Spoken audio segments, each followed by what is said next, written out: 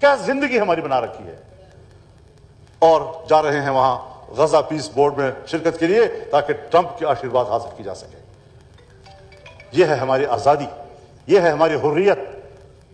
اپنے کتاب کے صفحات کا مطالعہ کیجئے، کہاں ہم کھڑے ہیں۔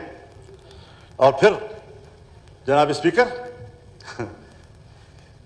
اس بورڈ آف پیس کا رکن، اس قصاب کو، نیتن یاہو کو اس کا رکن بنایا گیا ہے۔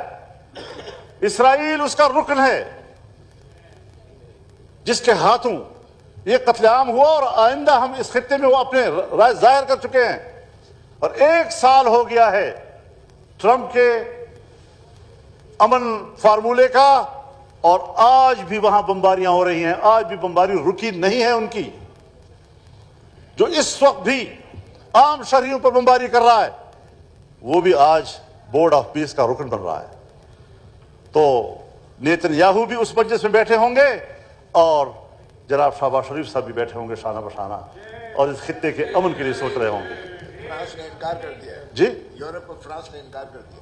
بتائیں کہ یورپی ممالک میں جہاں پبلک نے مظاہرے کیے، جہاں ان کو احساس ہے کہ ہماری عوام اس پالیسی کے حق میں نہیں ہے، وہ تو اس بورڈ پہ جانے سے انکار کر رہے ہیں۔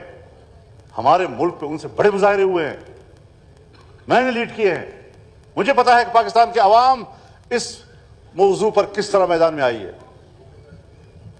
لیکن خدا جانے ہم کیا سوچ رہے ہیں اس حوالے سے۔